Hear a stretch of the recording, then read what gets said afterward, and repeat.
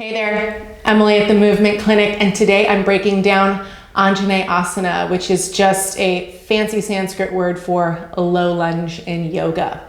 This falls under our Warrior One family of poses because just like Warrior One and Warrior Three and Pyramid Pose, hint, hint, the other videos that you should go and check out, our hips are squaring to the top of the mat. So if you haven't checked out those other videos, I recommend that you either pause here and go and check them out or check them out when you're done, because this is also a really nice place to start off at, is in this low lunge orientation of the body or shape. So let's get started.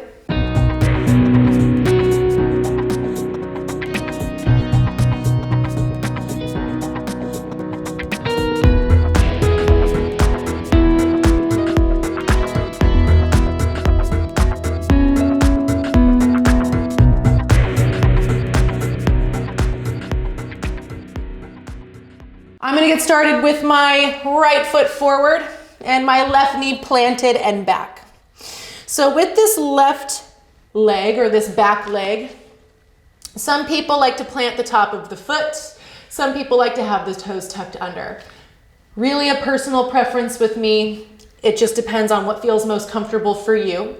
No matter what the foot looks like though, I want you to squeeze the inner heel in, or press it into an imaginary hand.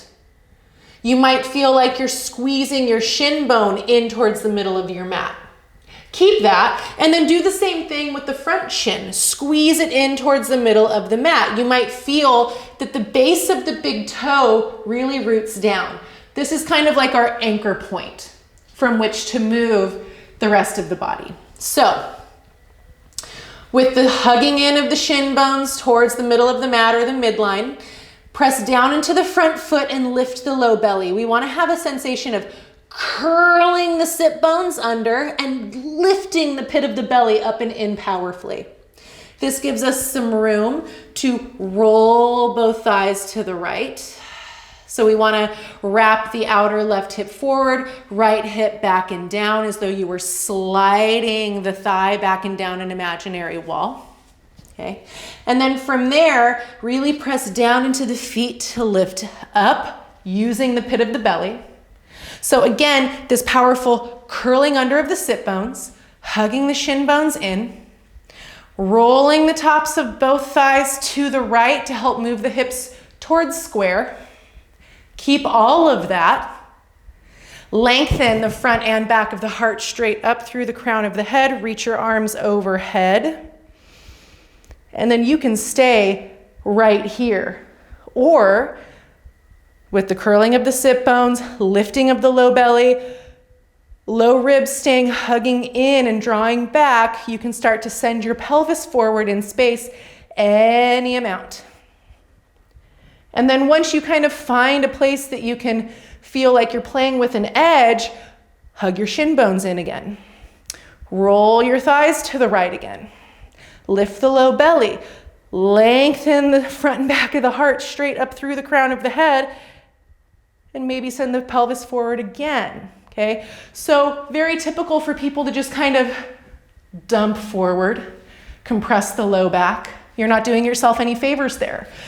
You might look like there's a shape like this, but the engagement of the low belly, the curling of the sit bones underneath you is going to keep that low back really protected and broad. All right?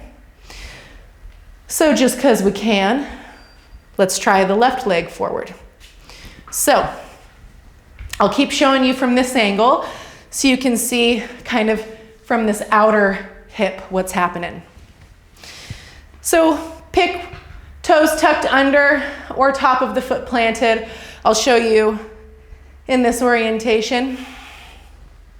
Let's place our fingertips inside of our foot. Make sure that there's a little space in between the front foot and back knee, widthwise. So press down into the front foot, curl the sit bones under, lift the low belly. Squeeze shin bones in and then roll the tops of both thighs to the left. Keep all of that as you lift from the pit of the belly to lift up. And you might even place your hands on your hips. Now I can already feel that my left hip bone is higher than my right. So I'm gonna slide my left thigh back and down an imaginary wall. I'm gonna wrap my outer right hip forward, and there we go. My bony hip points feel a little more level in space. With the support of my low belly lifting, curling of my sit bones under, low ribs are heavy and absorbed into the back of the body. I'm gonna lengthen my fingertips up and lengthen the front and back of my heart straight up through the crown of my head. And then maybe start to play with sending my pelvis forward in space. And you might even really feel that by the power of curling the right sit bone under to send the pelvis forward.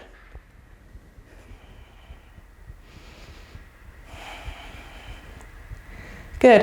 And again, curl the sit bones under, roll the tops of both thighs to the left.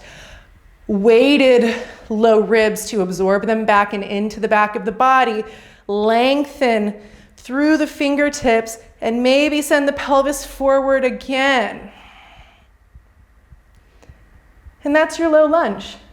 So, give it a go.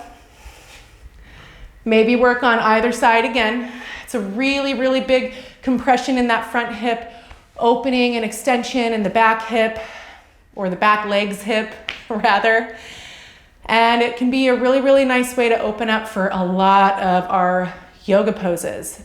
So let me know what you think in the comments. As always, if you have any requests, please send them my way.